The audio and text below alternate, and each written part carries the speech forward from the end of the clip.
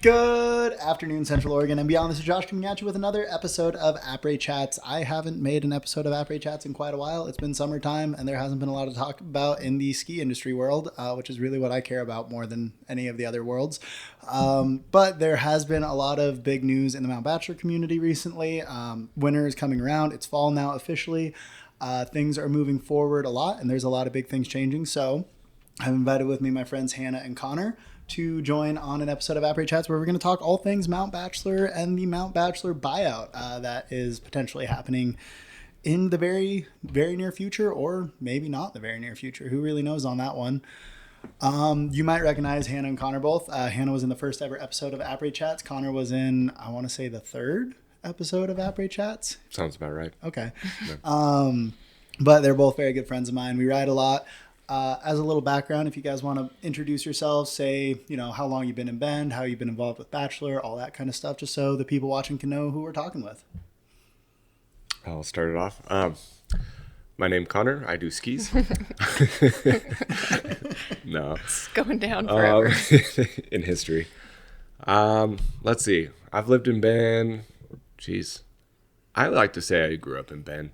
My family moved over here 1999, 2000. I went to middle school, high school, and college here. So I've been around for a while. I've skied at Mount Bachelor longer than that. My family had a little cabin out past Sun River in Deschutes River Woods. No, River Meadows, sorry. And yeah, so I've been skiing at Mount Bachelor since I've been 6 years old. Yeah, love it. And then worked at MBSEF for a while as well. And yeah, I coached at MBSEF for about 3 years. I think that was like 2014 to 2017 before moving to Colorado, and then I moved back. But yeah. Cool. Been awesome. in the ski scene for a while. Yeah. Love it up here. Been around Bachelor for quite a while, seen a lot of change. Yep, lots of changes. And Hannah, yourself? Yeah, my name's Hannah. I've been here for far less time. I came here in true Mount Bachelor fashion and rode one day on a day when all of the lifts closed because of wind and whiteout. I saw some people walking into the whiteout, and so I went and got my split board and followed them and ended up on top of what I now know is the cone. Took a lap and promptly moved here because that was a really appealing day. So I moved here in May of 2021. So I've been here 3.5 years now. I'm on the Mount Bachelor athlete team, and I've been up there 100 plus days the last 3 seasons that I've lived here. And I also run a women's ski and ride collective called Batchy Baddies that operates on Mount Bachelor. So involved in that way as well. There you go. So that's Hannah and Connor, obviously both very involved and here locally in the community doing a lot of fun things with that. But with that being said, we're just going to kind of dive into it. Obviously, our beloved home resort is for sale. And I haven't really had too much of a chance to talk to either of you about how you feel about it and what you expect out of that. But the big elephant in the room that everyone's talking about and everyone's asking me about every single time they come into the bar. So this is going to be where I point all of you. This is just the answer cohesively now. But how do you guys feel about the local group trying to buy Mount Bachelor? Are you excited overall, stoked overall, or less excited? How are you feeling? I'm really excited. I mean, try not to be, nothing set in stone. It's really useless when things like this happen to freak out and not do anything actively. So I really support this group that rather than freaking out, they immediately took action and are trying to do something about it. I'd certainly rather see Bachelor end up in the hands of locals than Vail, which I hope everyone can agree with if we can't agree on other things. I think it's bittersweet, like a double-edged sword. I think it would be really fun if locals, bought it in the sense of like community, hopefully more like local events. I would love more local events. I feel like, with like a corporate, it's kind of like, oh, we can't do that. It's gonna da-da-da. Or like a local one would be like super fun and, just like a lot more like, oh no, yeah, let's make this event. Let's do this. I mean, Bachelor has that with some of the, stuff like the big wave and the Durskin Derby. The Durskin? Dirkskin. Dirksen. Dirksen. don't. Shout out to you, Josh Durskin. Josh, if you're watching this, we're sorry. Oh, anyways, I fail at things like that. It's fine. But yeah. Sorry, I just can't stop thinking about the game. Oh, yes. Okay. I'm very dyslexic and I miss things like that all the time. So, and then I say stuff when we play games and I'm terrible at it. It's fine. It does happen. We all made fun of Connor one night for like an hour before we knew he was dyslexic. And then he told us he was actually dyslexic. And then we were all... I know we still kind of kept making fun of bleep assholes, bleep me out. But, I mean, that being said, with a local buyout, there's still a lot of things that need to be done to Mount Bachelor. And then I also think a lot of people think that Mount Bachelor is going to go almost back to the way it was when it was locally owned. But I feel like Bend is a different community now in general anyways. So I don't think that home mountain feel is going to be the same as it was. That's fair. That actually resonates a lot with kind of how I've been feeling about it, as a lot of people have asked me. So here's kind of my official answer. I'm excited about the idea. I really want to see it happen. I really want the local movement to work, and I want them to buy Mount Bachelor. But I'm very nervous about the idea as well. Like I'm excited, and there's a lot of cool movement going on with that. There's a lot of moving pieces involved with running a ski resort. A lot of moving pieces involved with all the back end that needs to happen on Bachelor, and it's something that's been making me a little bit nervous and cautious to be wondering how that's all going to go down at the end of the day. And if you hear that noise in the background, that's our dogs coming through the doggy door. And there they are walking through the frame. They have opinions too. They like the snowbanks. They want to make sure the snowbanks stay so they can keep chasing snowballs. Mm-hmm. But Connor, you brought up a good point there, actually. That was something I was going to bring up a little bit later. Hello, puppies. Can you go outside? The dogs are part of the podcast. It's inevitable. They're fine. But you were saying, you were mentioning baby. Go. So Connor, you were saying, bringing up the difference between a 1980s Mount Bachelor and 1990s Mount Bachelor, and it was last sold, and I think a lot of people don't realize this, but Powdr Corp bought Mount Bachelor in 2001. So they've owned the mountain for nearly a quarter of a century. It's been a very, very long time with Powdr Corp owning Mount Bachelor. So there's been a lot of changes in the world, in the community, in the overall perspective.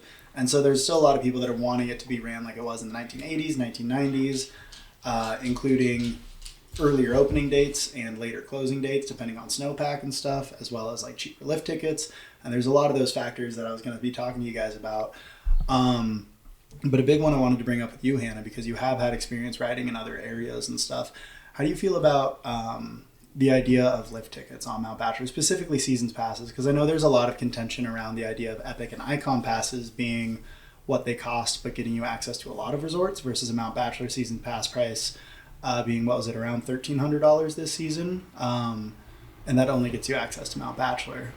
So if there was to be this local buyout and a local group owning it, how do you guys feel about either cheaper pass prices or continued rise in pass prices between Mount Bachelor and in the ski industry as a whole? If we're talking comparisons of other places I've lived and ridden, it was definitely a gut punch to move here from Colorado and go from paying... it was so easy too. There were so many loopholes. You could take one class at the community college and get a college discount on an Icon pass. You're paying like $500-$600 for a pass to get you access to, probably a half dozen mountains within an hour and a half drive of you. And then, where are we at now? Like 60 plus mountains nationwide and worldwide. So to go from paying that and then moving here and having to pay over double, like going on triple of that price. Although I will say Icon and Epic passes now are about the same as Bachelor price. So it'd be about the same purchase price, but and back then the Icon pass was about like $900 full price, but again it was, if you had, there were legal ethical loopholes to getting a cheaper price on that, and there's like really no ethical legal loopholes to getting a cheaper Bachelor pass. And there is also like no locals pass. There's no alternative to just like buying a full price pass. And so with that, I mean, Steamboat season passes became obsolete when the Icon Pass became a full-fledged pass to, you know, when you had unlimited days at Steamboat.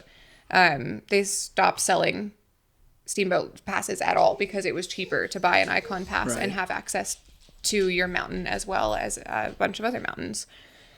I want us to be a full-time Icon Pass?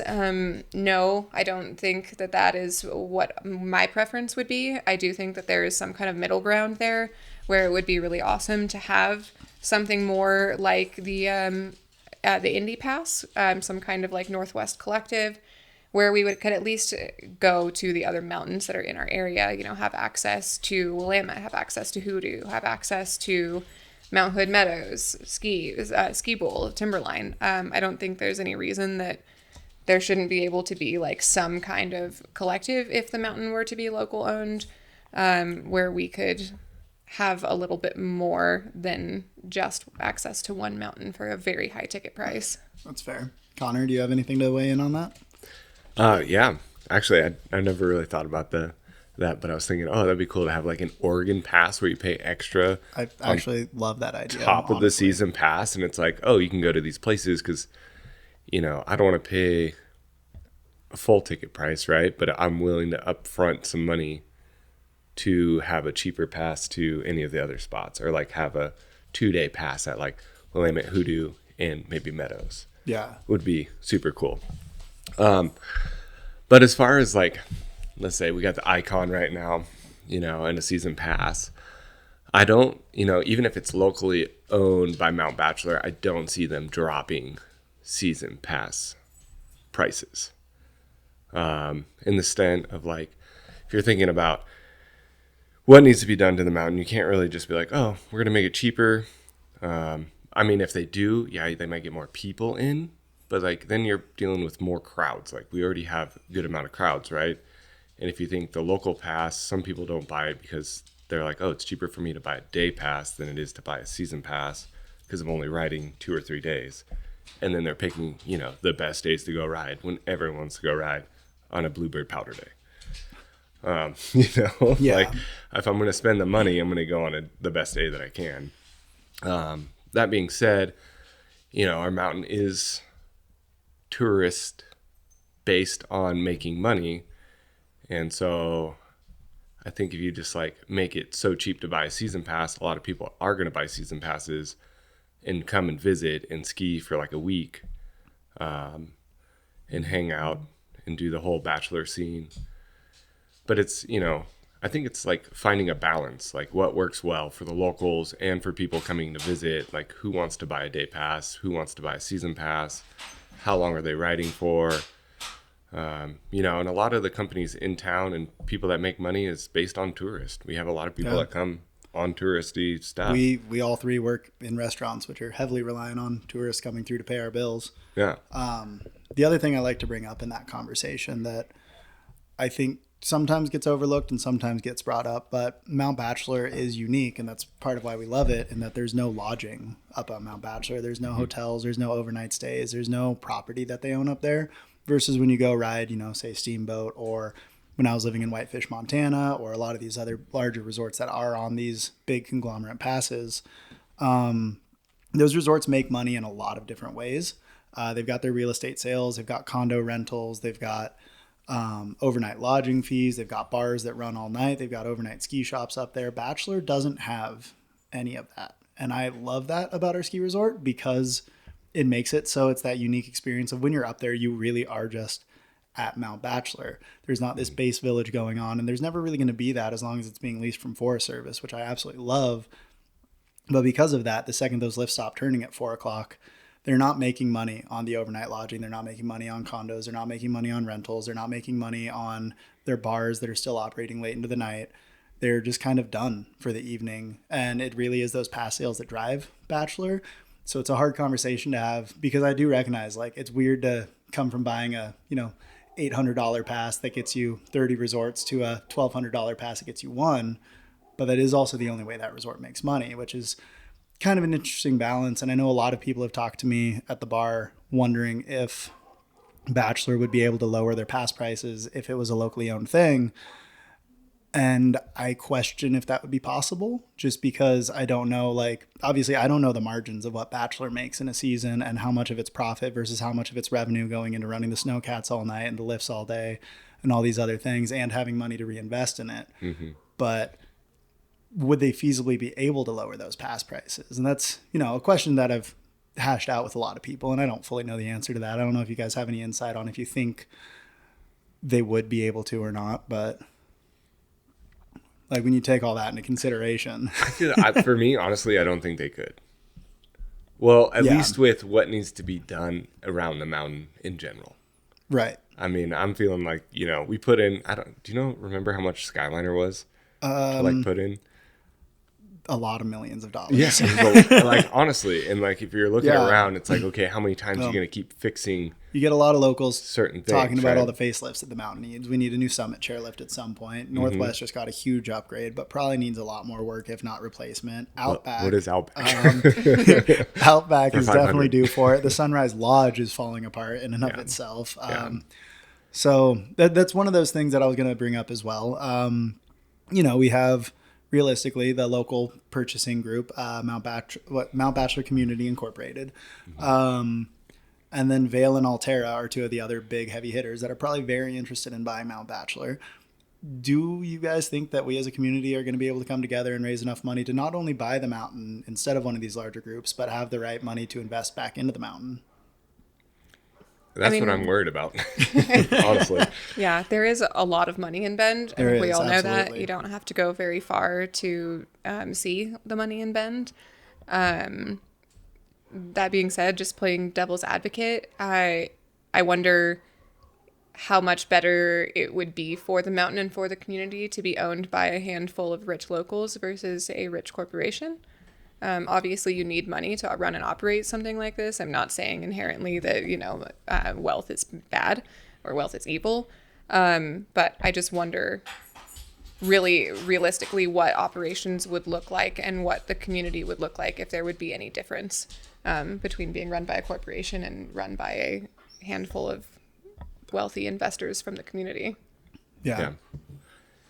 Yeah. I mean, yeah, that's one of those things where I'm like, so if it gets locally bought, like how much money are they going to be able to put into it as well? And that being said, like, does that reflect season pass tickets? So, and I don't know, if you have higher season pass tickets, you like knock people out. So then you're like, have less people at the mountain, less crowded. And that sounds appealing for people that have the money to pay for it, right? But then you're like taking away the community and you can't, build off that. I don't know. It's such a weird thing to think that if the community buys it, I think it'd be great. It'd be fun. I don't think they're going to be able to lower passes, or I think they might raise them just to be able to pay to fix things is what I'm worried about. It's possible. Versus like a corporation that's making money from elsewhere can be like, okay, like, it's kind of what Powdr did. It was like, oh, we're going to put this in when we can. It's like the 10-year plan, and it's like they have the money to do it, but then they like... But when are they going to? And then it's like, is there enough, like, oh, is this profitable enough for us to put new things into it? Yeah. Whereas a community, like a local one, is like, oh, this is where our money's going, towards Mount Bachelor. Absolutely. Instead of like... say Vail buys it and they're like, well, this is making enough money, but we're making more money over here. Why not put new lifts over here and make it fancier? Right. Where Bachelor, doesn't have that housing or any of that. So it's like, why put more stuff in there? Yeah, that's fair. So, yeah. Kind of along those lines, I did a little bit of research before coming to sit down with you guys today. I found an article that had Mount Bachelor seasons pass prices in 2000, the year before they were bought by Powdr Corp. Because I was really curious to see comparatively, we all talk about how much season pass prices have skyrocketed across the ski industry. This isn't just an issue specific to Mount Bachelor, but in the year 2000, Mount Bachelor season pass prices for a full adult with the preseason discount, which to be fair, used to go until the end of September or the beginning of September instead of April, May. But if you bought it on the early season discount, it was $699. If you bought the same adult pass now, it's right around $1,300. But if you adjust for inflation, they're actually still the same price, which feels really weird because it feels like it's so much less attainable to buy a season's pass, and it feels like it's so much harder to stay in the ski industry, buy all the gear and all these other things. But to the point of Bend being a different community than it was back in the 1990s when it was locally owned, the world around us here in Bend is just more expensive. So we, as a community, and a lot of the average people around this community, especially the bartenders, service industry professionals, a lot of the guides, a lot of the people who work at Mount Bachelor, just have less expendable income to spend on something like this. We have higher housing costs, we have higher food costs, we have a lot of these other higher priced items that we're paying for in our lives. So suddenly that idea of $1,300 of your income, although adjusted for inflation, it's still the same portion of your income, is just that much harder to come by. And so that's obviously going to affect the ability to run a resort like we used to run it in the 1990s when you start talking about earlier opening dates and later end dates. So with that in mind, I wanted to ask you guys, what kind of changes would you like to realistically see should Mount Bachelor Incorporated, or Mount Bachelor Community Incorporated, I want to say the name right, if they were to be able to buy the resort? Obviously there's some changes that are feasible and some changes that aren't feasible. But when you're thinking about it from that kind of realistic standard, with the world being different as it is today, what kind of changes would you like to see? Obviously, a cool locals pass for a large group of mountains locally would be really cool, but are there any other things you had in mind? The collective would be awesome. I just do think that there's a lot of other options that already exist out there, things that people are doing that aren't unprecedented. In Steamboat, there were a handful of passes allotted every year for businesses to buy at a discounted rate for their employees. Something like that, I think, would be really cool to incorporate. Which, on that note, Bachelor has done that in the past, and they did get rid of it at some point. I don't know when, but that's not entirely unprecedented for our community as well. Yeah. I know Deschutes used to have an employee pass that anyone could just kind of grab if they had it for the day. Yeah, things like that. But these were like specific to not, something that, for example, like 10 Barrel has this pass and employees could check it out. Right. It was like, 10 Barrel could purchase 30 passes at a discounted rate, and then employees could either have that price taken out of their paycheck over the amount of time, or some companies that could afford it just purchased them and gave them to all full-time employees. They're just, I think that there are so many options and possibilities that exist other than just simply having a flat price for a pass that everyone pays the same regardless of who you are. Yeah. I understand that if the community were to own Mount Bachelor, that the money would have to come from somewhere to keep the mountain open. There's places where if you have an ID in the county that the mountain operates in, so anyone with an ID or a permanent address in Deschutes County would pay less for a pass.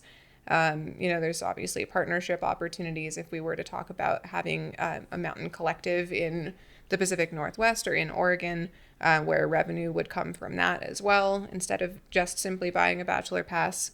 But yeah, I just think there's a lot of things to explore besides totally. We are all going to pay $1,400, $1,300 across the board for a pass. Right. Operationally speaking, like season length, things going on up at the mountain, daylight hours, any kind of things like that you'd like to see changed if it was local ownership? That might be a little easier for a local group to do than a corporation. Looking at me. Oh, okay.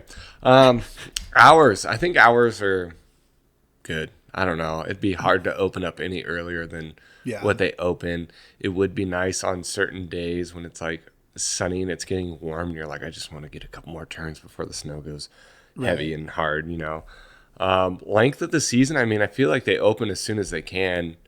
It like last year it was like they open and then they had to close again because we didn't have enough snow. Anymore, I feel like it's pretty rare to have more than enough snow to open.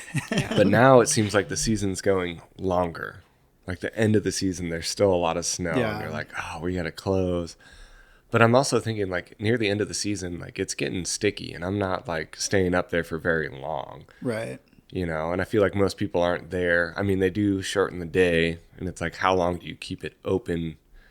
Maybe they do a shorter morning run, you know, where you have it for 2 hours and then it's done. Right. Which would be kind of cool if you pushed it a little longer. Even if it was just like weekends after Memorial Day weekend. Yeah, keep just it Saturdays and Sundays. Saturday, Sunday, like 9, or maybe even earlier. Maybe you go 7 to like 10 o'clock. Right. You know, 3 hours, and then people can get their turns and get their fix, and they're not crazy.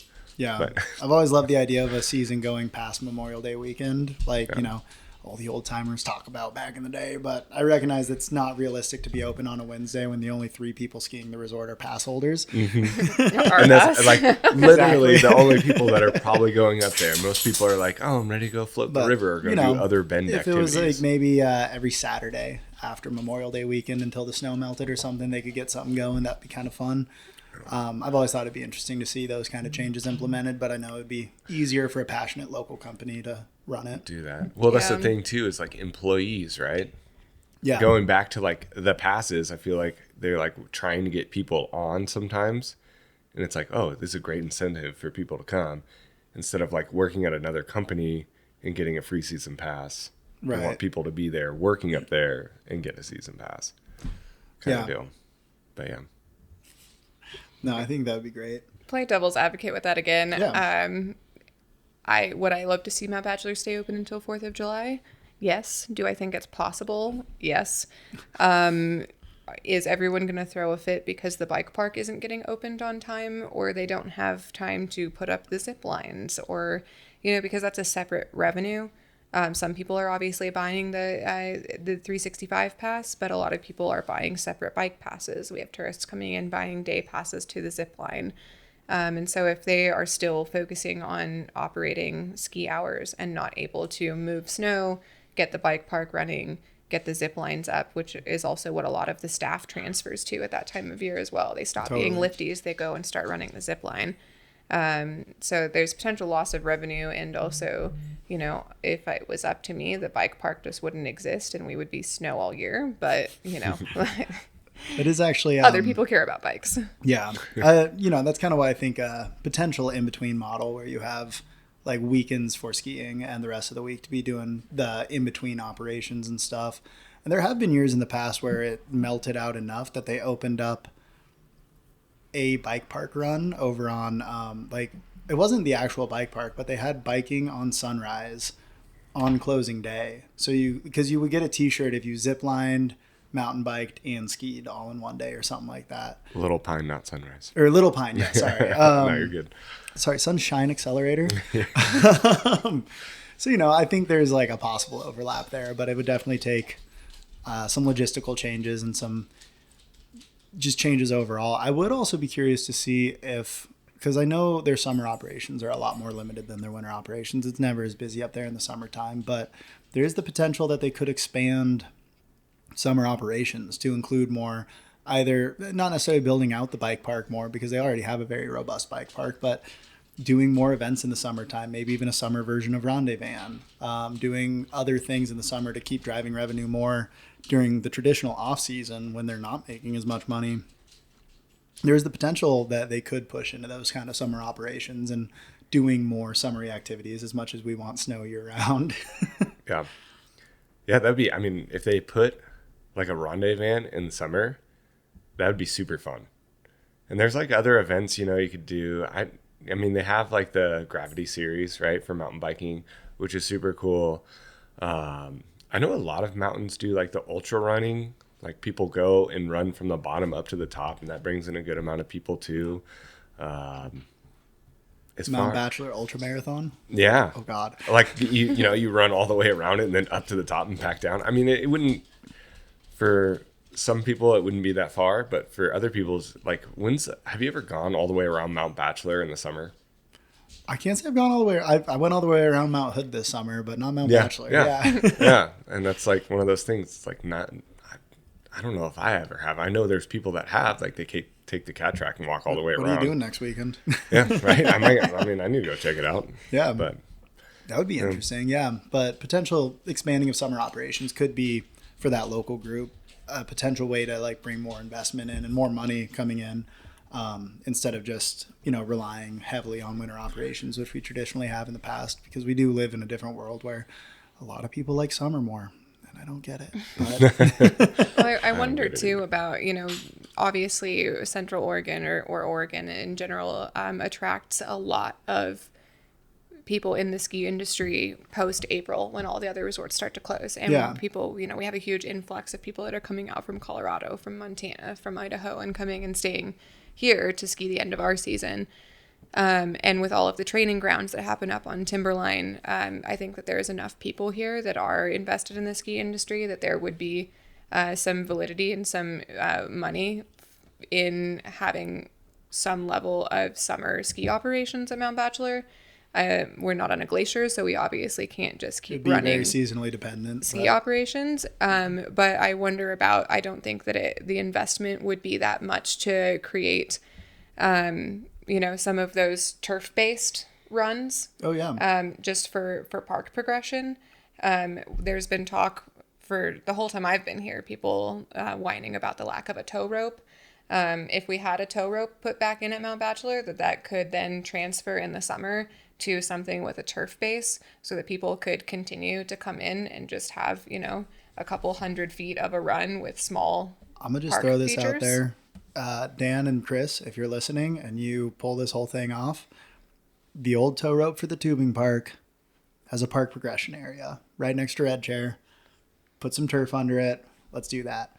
Yeah, I don't think be there would super be sweet. any shortage sick, of people coming here to use that. It would be a cheaper alternative to Timberline.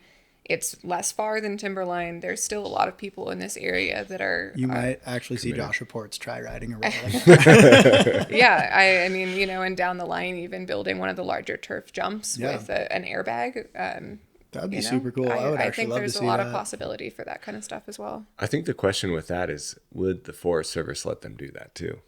Well, they already have the large thing with the Forest Service, I think, would be the infrastructure of the tow rope, which they already have pre-existing permits for the tow rope from the old tubing hill. As far as the turf goes, they might have to get permission to put that in, but it could depend on if it was a semi-modular turf, if it was like a permanent fixture versus something they could kind of move around and shift around. Yeah. I obviously don't know how the permitting works with that for the Forest Service. I was trying to look more into that because I was curious about the idea of local passes, but I've heard in the past that because we lease it from the National Forest that they can't actually offer a discount based on the area code on your ID because it's leased from Forest Service land. I tried really heavily to look into that. I spent an hour Googling that yesterday and I couldn't actually find any firm details on it. It's a rumor that I had heard in the past, so that might be an effect on the idea of doing locals passes specifically, but the idea of partnering with local businesses obviously is a totally different way to go about that could still help a lot. So obviously we've been talking a lot about the idea of the Mount Bachelor community buyout, which is what we're all most excited for. I think at the end of the day, even though we have these concerns and questions and worries about it, I think we're all still really excited about the possibility, and I think we all would way prefer to see that over any of the alternatives. But there is the option of alternatives out there. There is the potential that it's not going to go to the Mount Bachelor community group. There's also the potential for Vail. There's Alterra. There's a few others out there.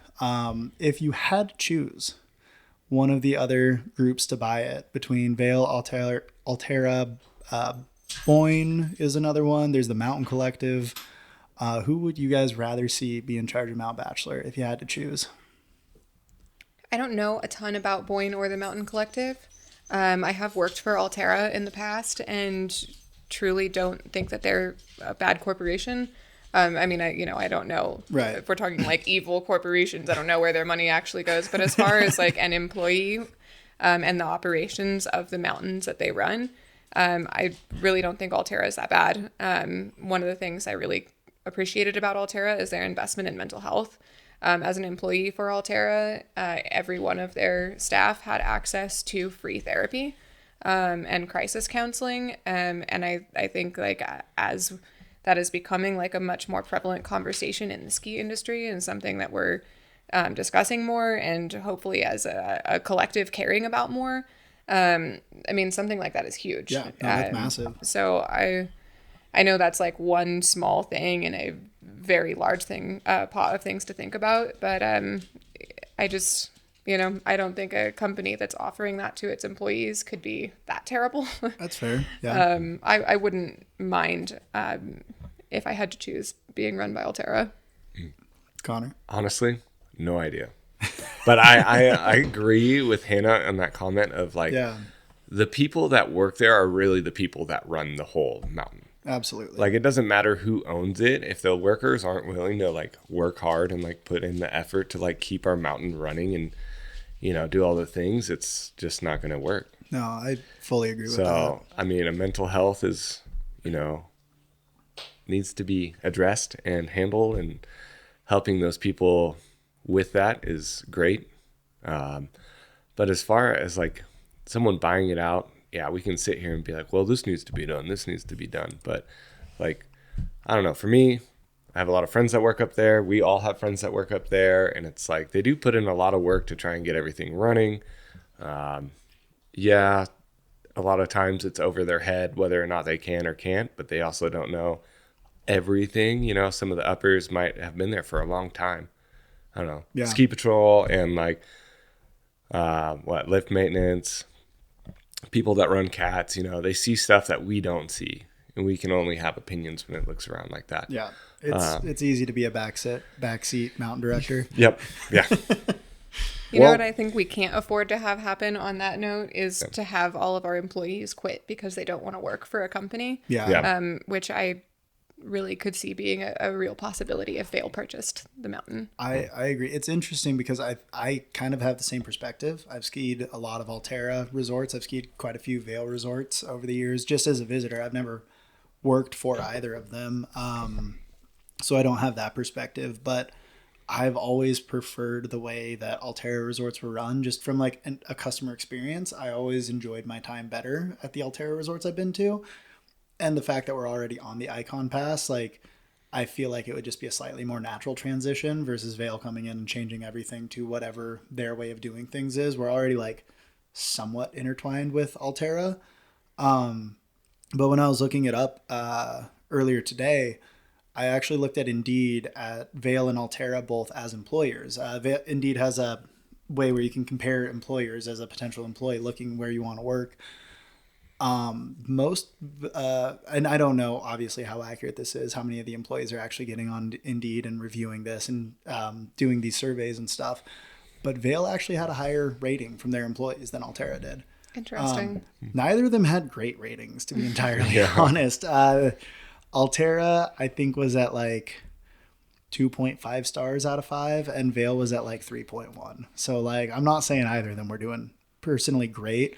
I think we're all aware that, and largely it came down to compensation and payment. I think we're all aware that in the ski industry as a whole, employees don't get compensated at a fair wage. Obviously, we know from a lot of our coworkers or our friends and a lot of the workers up at Mount Bachelor, your coworkers, I guess specifically, not either of ours, they are not always compensated the best, especially for the hard work. Like you look at especially ski patrol, like those guys are EMTs on skis, putting themselves in some pretty gnarly situations sometimes for a very low compensation if you compare it to like what an ambulance EMT is getting paid. And out of the two, it seemed like Vail paid slightly better than Altera.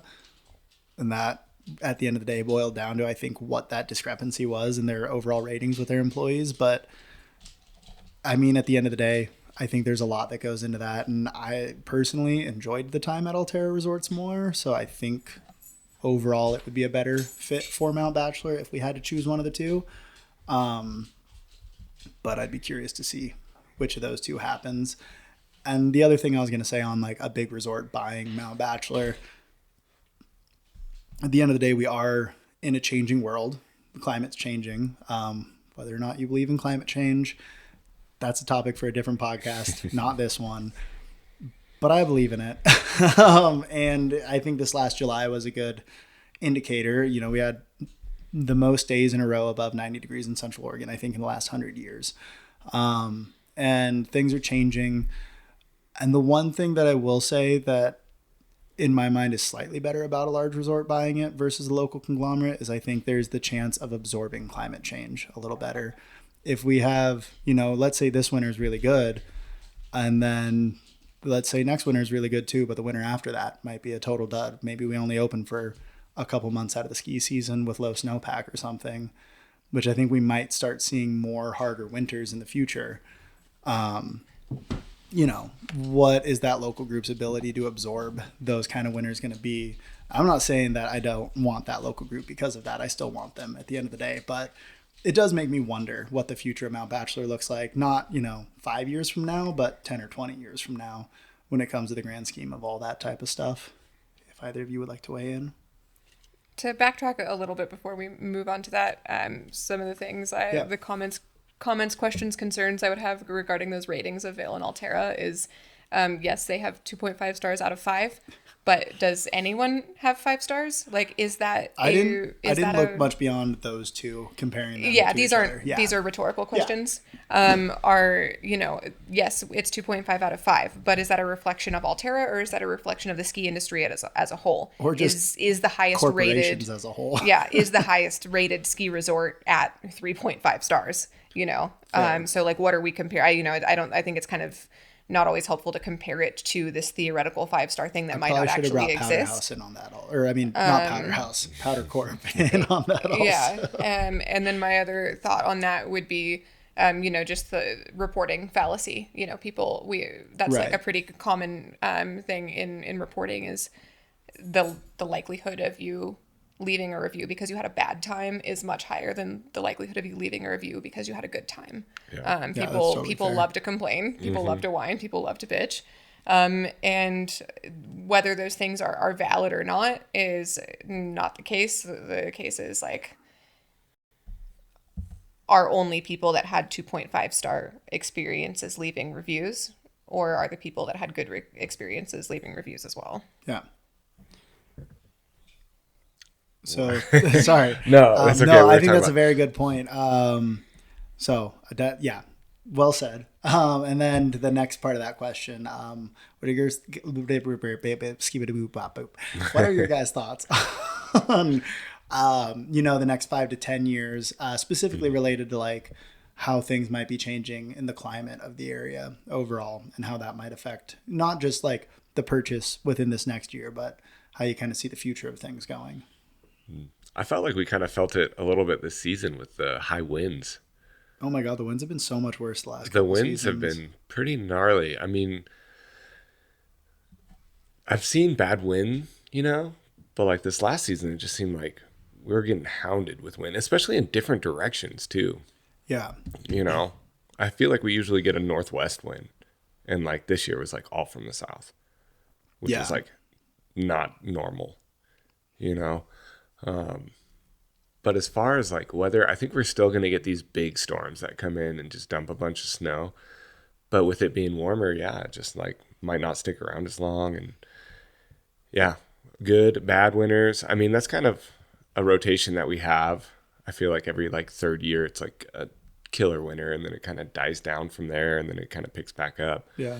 But as far as like a local, owned, on those slower years, are they going to be able to withstand some of these slow seasons to be able to last as long as they can? Yeah, and I hope so. I mean, obviously, I think, Hoodoo is a bit of an example of that. They've had some really gnarly years. I remember the 2013-14 winter season. It was my first year in college over at Oregon State. They opened for 6 days. The whole season. That's brutal. Yeah. And we do have to think about the effects of our employees if that were to happen. Yeah. Since you brought it up, Hoodoo being a great example of that. Like I was slated as a ski patroller last year at Hoodoo, and because the mountain took so long to open, they could no longer afford to bring on first year staff, and they had to stick just with veteran ski patrollers. Because there's an acclimatization period, for lack of a better term, where you are not a full-fledged patroller, and they couldn't afford to pay both the new patrollers and the veteran patrollers. Yeah. And so, again, if we have people coming here as the ski industry is a seasonal industry, we obviously have people that move here, less so than Colorado, but we have people that move here just for the winters, just to work for Mount Bachelor. And if they move here and are banking on that job in order to be able to pay their bills, then they're not going to be able to just sit around and wait for 4 to 6 weeks to 8 weeks for this mountain to open. And we're going to end up losing staff because they're going to have to get other jobs. Yeah. Speaking of the price of Bend and living and groceries. Exactly. Right. That was a conversation I'd had with my dad. He was the one who actually kind of brought that point up to me. It was like, in the 1990s, you had ski bums hanging around Bend waiting for there to be enough snow on the ground. And then the second they could turn the lifts, they're like, yep, I've got a job at Bachelor for the season. And then they would keep doing that until the lifts stopped turning, however long that took. As long as there was snow on the ground, they would keep it going. But it's a lot harder to live that kind of a lifestyle in Bend anymore when you're paying $1,000+ for rent just about anywhere, which definitely it plays a big impact on it. So with all that said, I think we kind of covered most of the points that I had typed down that I wanted to talk about. But I also reached out on Instagram a handful of days ago and I asked everybody, all the viewers, to throw in some questions for us. I think we've covered a handful of these topics, but there's a handful others here. I'll make sure I read through all of them just so everybody who responded gets a quick shout out. But these are from all the lovely humans on Instagram and one on Facebook. So firstly, Jess Mallory asks, are you going to go in on it? I would love to know more. That's fair. Mount Bachelor Incorporated, Mount Bachelor Community, Mount Bachelor Community Mount Bachelor Incorporated. Community Incorporated. I have questions for you. I think you've heard a lot of them here today. The There's short many answer, yes. The long answer, like, what do I benefit from that? Is there a minimum buy-in? How approachable is that? Is the minimum buy-in $1,000? Hell yeah, I'm gonna own part of Mount Bachelor. Yeah. Is the minimum buy-in $20,000? Sorry, not realistic. Do I get a season pass? Do I get a pass for life? Do I get, What's the kickback there? Am I just donating money with the hopes of this being something that is beneficial in the long run? I think that something along the lines of like a Kickstarter would be really useful, when you can go online and you can see like, oh, if I pledge X amount of money, I get, my name on the bathroom door. Like something, I want to know what I'm receiving and how much do you want from me. To which I am curious. I know on October 12th, they're having a big meet and greet party down in Drake Park. It's going to be kind of their kickoff event. They did just do a Kickstarter to like raise the funds for all the initial costs and for that event. So I'm hoping we learn a lot more during that. I heard a rumor, and again, this is entirely a rumor. I don't even remember where I heard it, but someone had told me that there's basically going to be a small, there's obviously the heavy hitting investors, like the people who are investing probably millions of dollars per person. They're obviously going to have the most voting shares. But there is going to be an opportunity for smaller local individuals like ourselves, from what I know, to be investing into it.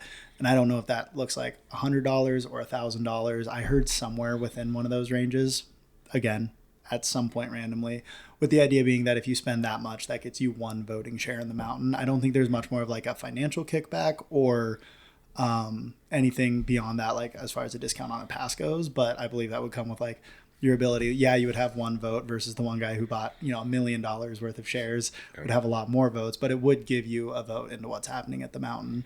Yeah, as far as me going into it, it's hard to say. Yeah, there's so many, I don't know anything. Like there's no, I don't know, like pretty much the same thing Hannah said. It's like, what am I getting out of this if I put money into it, and how does it work? Like, yeah, I'll put some money in. I'll definitely put money into it if it, helps. I don't know. Same thing. Don't have $20,000 to do it, $1,000. Yeah, I could probably wheel that up and deal that, I know Crystal did something like this where they had like a founders program and they get like a gift card every year for a certain amount for how much they put into it. They got like a kickback or something. They had like a gold pass. This was a long time ago when Crystal was just starting up. I know some of the locals in Washington are ski shops and stuff like this. People just kind of like donate it to people.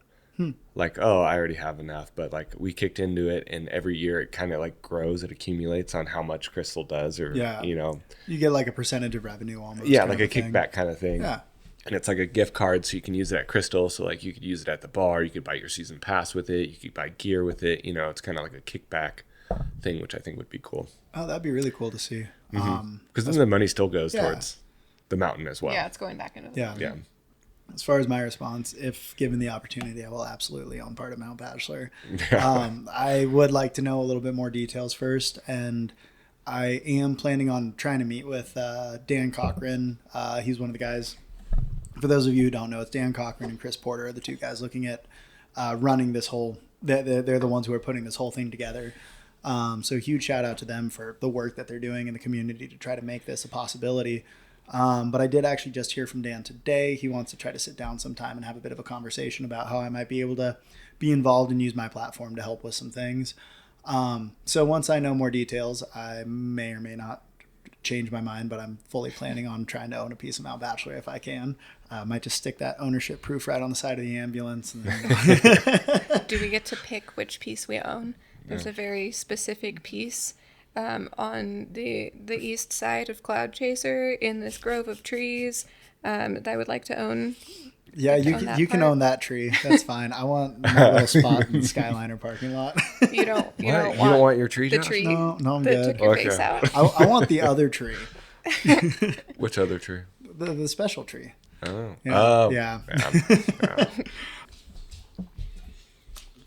Our next question comes from Balatim45. Bala TM45? Yeah, we're going to go with that. Bala TM45. He asks,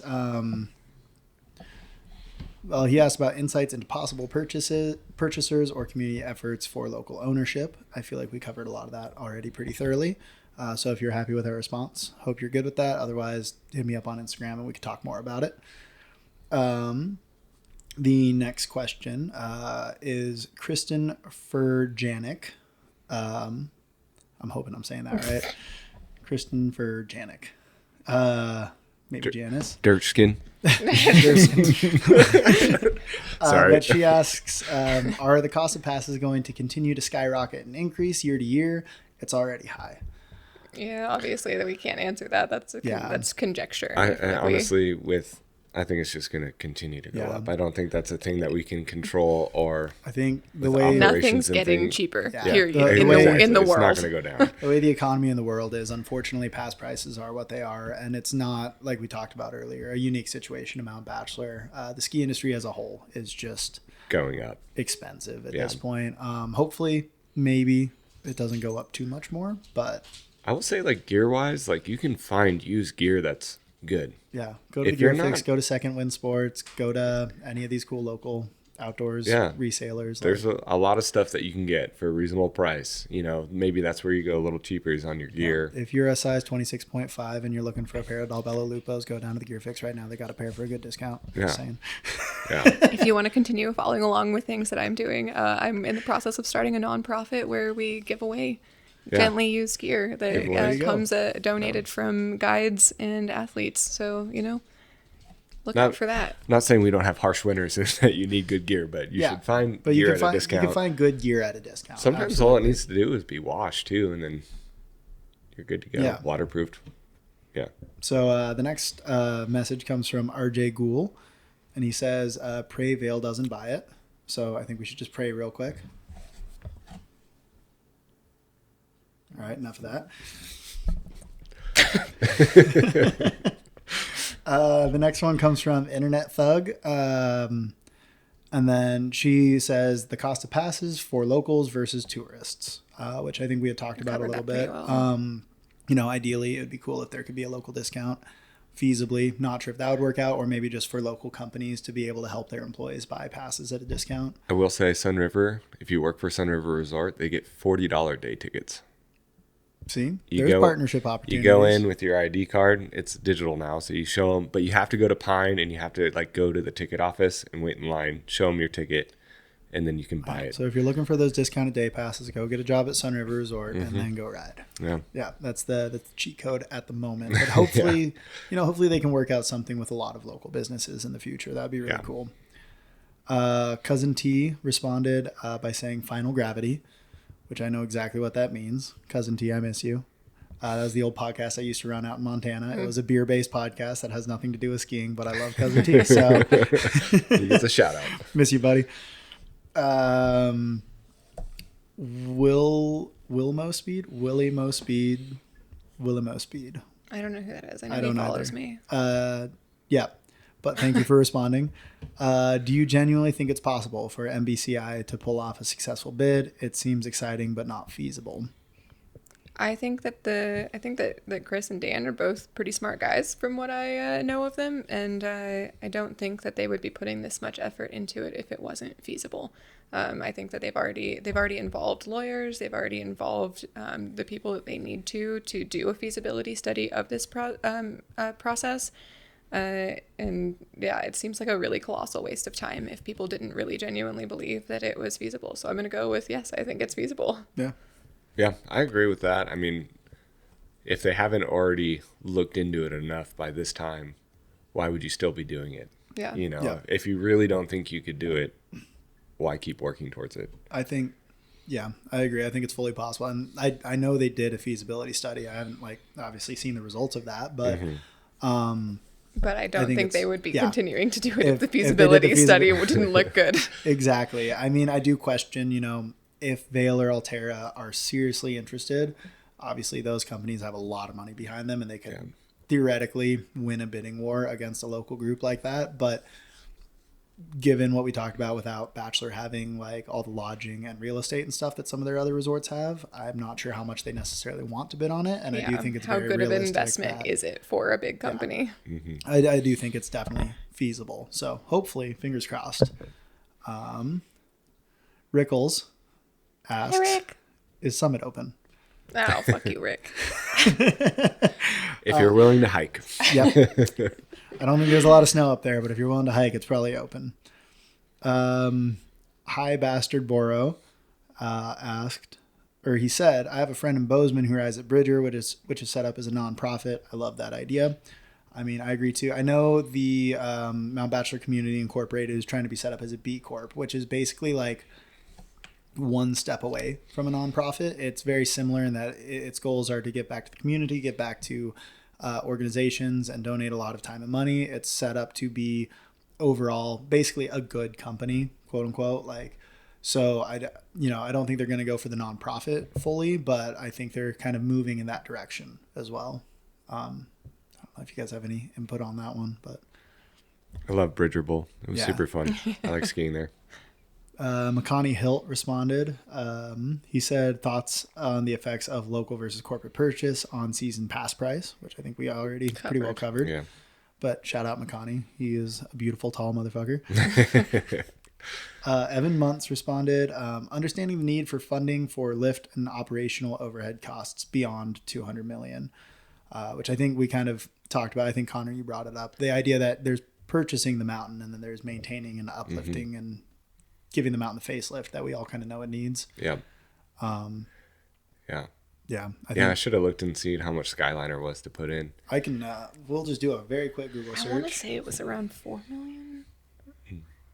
I was thinking in between 5 and 10. I was thinking around that 10 point. Yeah. Because if you think about it, No, not Skylight. well, that's, yeah. Mount Bachelor. And how long did they have to close it down before they could put it in, too? I mean, we had a whole year because they had to, it wasn't working. But Yeah. But I mean, realistically, that happened over the summer. They weren't doing much. That's true. During the Especially if it's Outback, then it's out of the way, too. You got I don't know. That's a also much month into the season. logistically more difficult lift to work on, though. That's true. You have to drive around that road, too. Or the road from the parking lot going down and bringing everything in that way. Instead of at the bottom, you can store everything. Yeah. Yeah.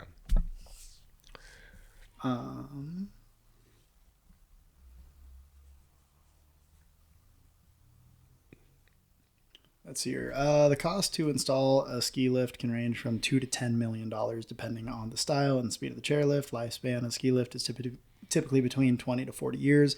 That's not specific to Mount Bachelor, but according to the Google AI overview, the cost of the first chairlift ever put in at Mount Bachelor was around $100,000. That was obviously a long time ago. That was Chair 1, later renamed Black Chair. So that's a fun fact on that one. But yeah, you're looking at a handful of chairlifts that need to be replaced on Bachelor, or at the very least given a very serious facelift, including Summit, Outback, Northwest. eventually probably Pine Martin and Sunrise in the not too distant future as well. So you're looking at between $2 to $10 million for each of those. I imagine Summit would probably be the most expensive out of them because of its exposure and the high winds that it faces up there. I know the Summit chairlift that we have right now was very groundbreaking in its design when we got it. So yeah, I mean, to Evan's point, it's going to be a lot more than just the purchase price, but hopefully, and again, the guys did a feasibility study, so I'm hoping that they took all of that into account. EP Tink responded, who are we expecting is going to buy it? The locals or the corporations? I honestly would just rather not conjecture on that. I don't want to like put that in. I think there's a very good shot of the locals buying it. I'm super excited about it, but I want to warn against people getting too excited about that in case it goes the other way, because I don't want a bunch of locals just to be pissed off at the new ownership just because it wasn't the locals who bought it. I can agree with being pissed off at the new ownership for a lot of other reasons, depending on who the new ownership is, but not just because they bought it out from under the locals. Yeah, I think that if there's one thing we can agree on from the results of this podcast is that there are pros and cons of all possibilities. So really, I don't know. My main answer to that would just be to like, please continue to approach this with an open mind, and like, Mount Bachelor is still our mountain no matter who owns it, and we're all gonna ultimately still ride there as long as we can afford to. So it's really, it's not worth it to whine about it. It's gonna be back and forth. You can't even be mad within the first year. Probably they're still figuring everything out, so I think you got to give them a couple of years to kind of go ski and stop whining. Go have fun. Well, I think there's the excitement side of it. Like, this is all new groundbreaking news going on right now. Bachelor's up for sale. There's all these things moving and shaking and happening, and we have no idea the conversations going on behind closed doors, both with the local group and Altera and Vale and Boyne and Mountain Collective. Like, we don't know who's talking about what right now. And realistically, although Mount Bachelor is officially for sale, that doesn't mean it's going to sell tomorrow. It doesn't mean it's going to sell a week from now. It doesn't mean it's going to sell this winter. It could still theoretically be for sale a year from now, depending on what bids get thrown in, how things work out, how legal fees or how legal things play into it. Like, for anyone who's ever bought a house out there, which I haven't because I'm a ski bum who lives in Bend, so that's unrealistic right now. But for anybody who has bought a house out there, I mean, it takes you a long time just to go through escrow if all your paperwork's in order. But think about all the legalese that goes on with such a huge resort and operation as Mount Bachelor. Plus, it comes with, I guess we didn't really talk about this at all, but it comes with the rafting company too, that I'm spacing the name of all of a sudden. NBSEF? No, it's like no. No. Sun Country Tours. Sun Country, yes, all that. So there's that whole other side of it as well.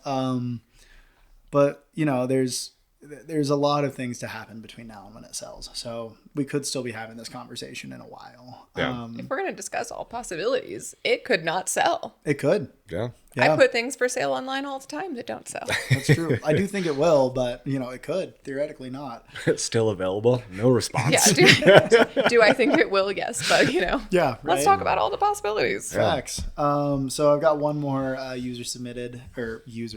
one more follower, listener, lovely human, lovely local submitted comment or question.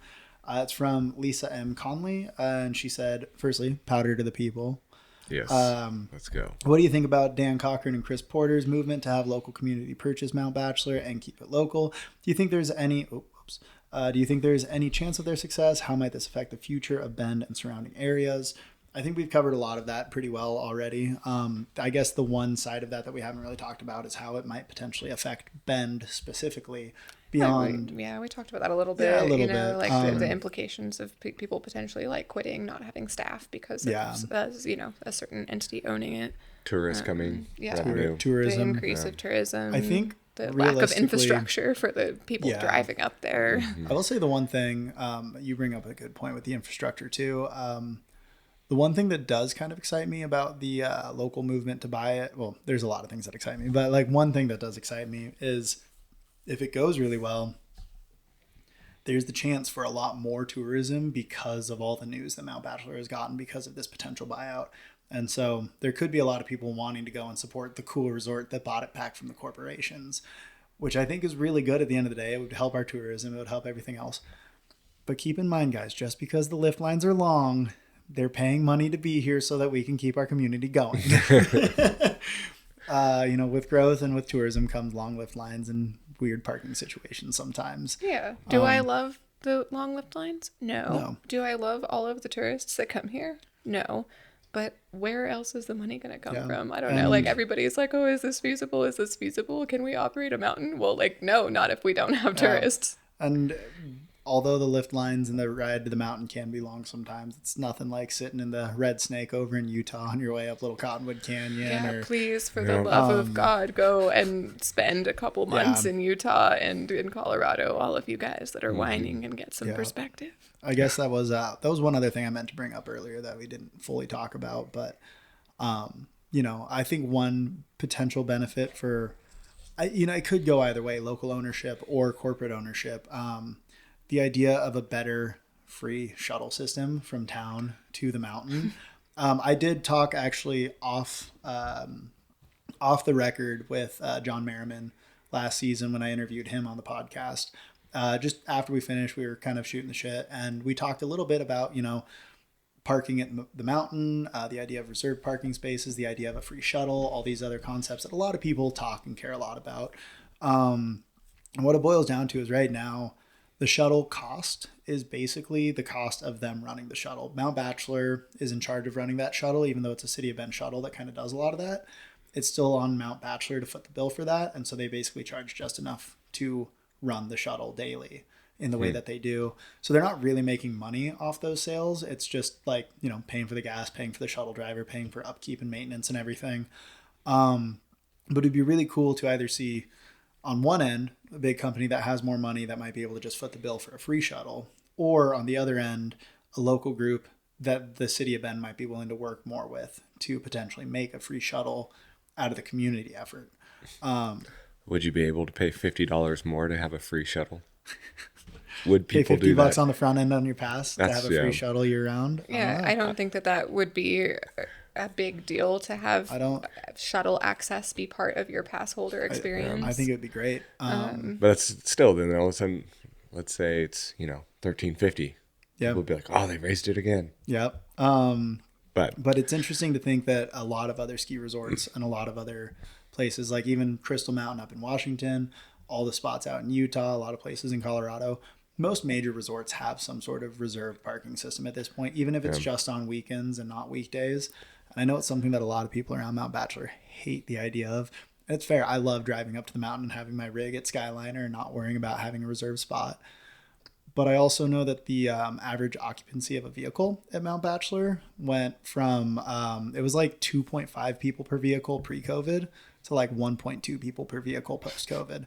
And so you start seeing President's Day weekend where we're all parked down on the highway and stuff. That's because none of us are freaking carpooling. None of us are taking the shuttle. Like, one thing that I want to do better about this season is I plan to take the shuttle a lot more and not always be driving the ambulance to the mountain. I want to be personally better and more responsible about that. But if you guys want to see that type of stuff not happen in the future of Mount Bachelor, regardless of who owns it, carpool more. Yeah. Yeah. What do we think about you needing a pass to have access to Skyliner? I actually think my ideal world, if there was ever parking restrictions and stuff, I think it would be cool to see that, like, reserved parking at Sunrise, maybe like the upper and middle lot, and maybe the lower lot and the overflow lot are just fair game. Reserved parking at West Village, and kind of have Skyliner just stay a free for all. I think pass holder only parking. I do and don't agree with pass holder only parking, only because I've also had a lot of friends come and visit from out of town, and I still want them to be able to park with me and have a tailgate what they can and do? Stuff. Carpool. They can. Yeah. But it happens where there's enough people that you need two cars, and and maybe I guarantee you could get at least one pass holder in each vehicle. Yeah, I'm personally not restrictive like that. I think everyone should come and enjoy the mountain equally, but I think Skyliner should always stay fair game. If you're willing to wake up early and get your spot there, you can get your spot there. I hope they never have to do it. I think it should just be open like it is now. Yeah. Never have to worry about it. If we're getting to that point, I also feel like people that are like, oh, we should build more parking. I'm like, the lift lines are just going to get longer. Like, think keep we the should all just parking where it's carpool at. more.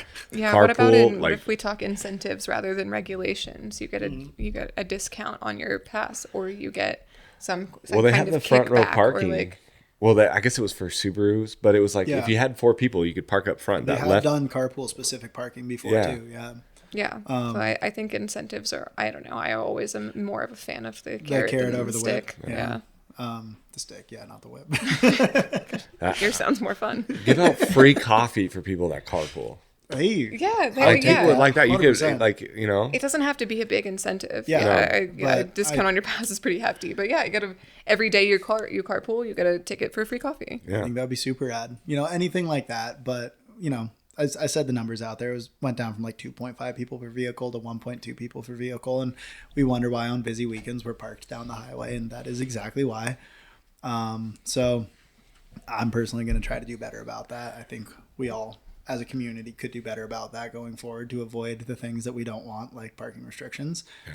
And Mount Bachelor, if you're listening, give us free coffee if we carpool.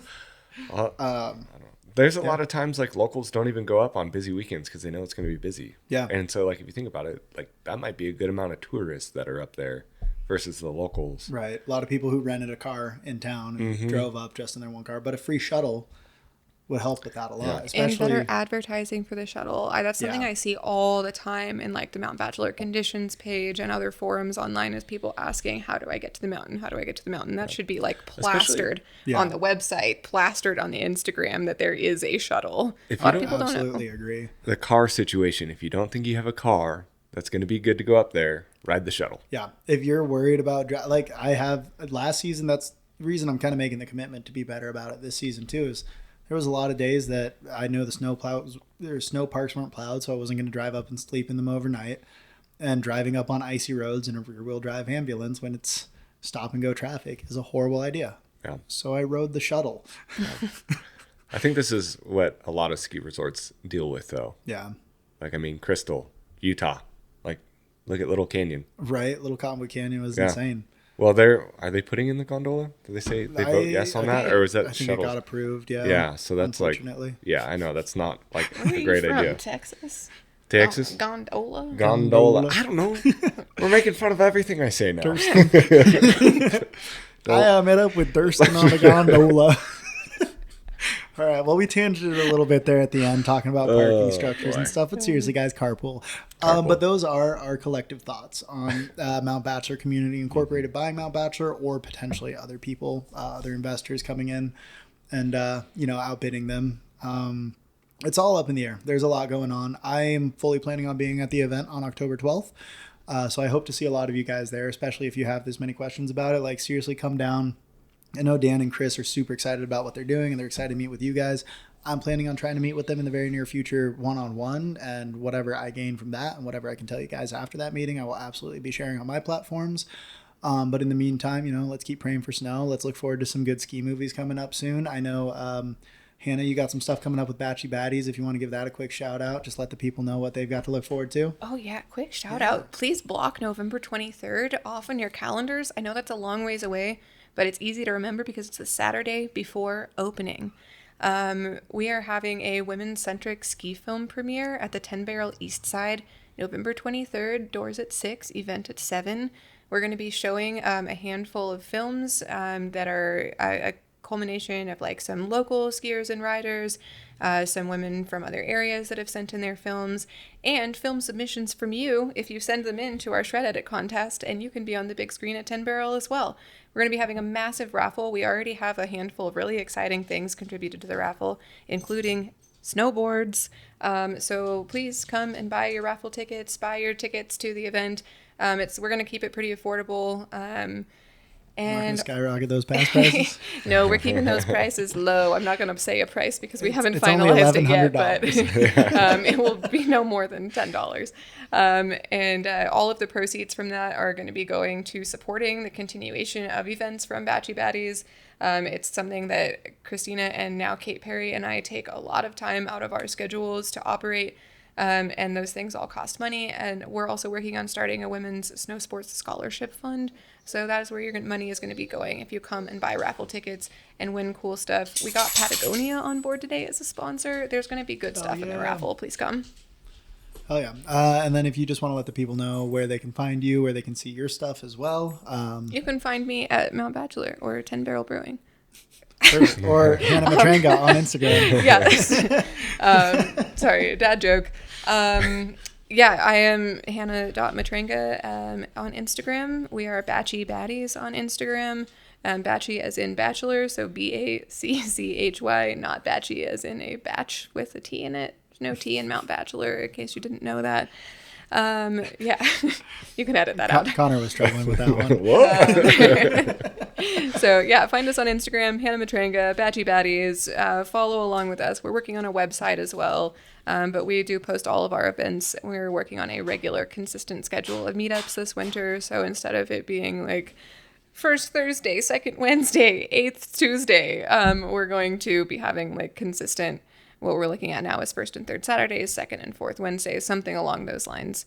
We're also going to be having regular backcountry meetups. And since this is my most frequently asked question, yes, we are beginner friendly. We are open. That is a whole point of this, is to bring in new people to the sport. So please come if you're a beginner. Please come if you don't know what you're doing. As long as you come with a good attitude and support of other women in the industry, that's all we ask. And also, yes, you can come if you snowboard, in case you didn't know. It's not a ski collective. Connor, do you have any shout outs you want to give, or you want to let people know where they can see your videos or anything, or do you just want to remain semi-anonymous even though everyone has seen you this entire hour and a half we've been sitting here? Yeah, no. You're not going to black out of space. Shout out. Modular the voice. Well, if I say the last name right of the Dirksin, I can't say it. Dirksin. Yeah, there we go. Hey, no look skin. at that. Well, No skin in there, just like there's no man in my last name. Dirksin. Okay, we got Yep. it. Anyways, Fifth time's the charm. shout out to the people. I don't know. There you go. I love all the people that Yeah. I get to hang out with, ride with. Yeah. Can't wait for winter. You can find me on Duffy's Life _Duffy_life. He makes really fun shred edits like super regularly through the winter. I try to make one, every day. I'm trying to get a YouTube thing going, but that's just more effort. The whole editing thing is a lot. Oh, trust me. I like I'm doing all I like day the quick today. edits that I can just make and pump out on my phone. Yeah. That's why I do the daily one. Just download, quick edit, send it. Oh, yeah. So, Well, shout out to the both of you guys for coming on the podcast. For everybody watching, if you don't know who I am and you just happen to find this and listen to the whole thing up to this point, thank you. My name is Josh. I do Josh Reports. I make daily independent weather reports, weather in the summertime, primarily snow and ski-based reports in the wintertime. I've got a lot of cool stuff coming down the pipeline. I've got some partnerships coming up. I've got some more long format content in the works. I'm going to be getting the podcast moving back on a semi-regular basis again. I don't think it's going to be a weekly thing, but I'm going to be trying to do it at least a couple times a month. So if you like this, make sure you're following along at Josh Reports on Instagram, Facebook, TikTok, and YouTube. If you want to know the latest things going on in my world, I also have www.joshreports.com. I'm working on getting a blog going on that. You can also find some Enjoy Everyday merchandise in case you want to support the message of enjoying every day. Huge shout out to Dan Cochran and Chris Porter for their efforts on trying to bring Mount Bachelor back to the people. Powdr for the people, I believe, is their slogan on that, and I absolutely love it. Yeah, thank you guys. I don't think we said that. Yeah, no, enough. seriously. Yeah, thank you guys. Thank you. For your work doing that. I hope this all goes super well. Obviously, we talked a lot about concerns and Stoke and everything else, and at the end of the day, I really want this to be the way that it goes. So fingers crossed. I look forward to hopefully seeing everyone listening out there on October 12th. I believe that's going to be down at Drake Park, but Yes. don't quote. Yeah, down at Drake Park. You can also look up their website. I don't remember specifically what it is, but if you look up Mount Bachelor Community Incorporated on Google, you will definitely be able to find it. And thanks again for listening. And hey, most important, my friends, whatever you're doing out there today, do not forget to enjoy every day, y'all. Peace. peace.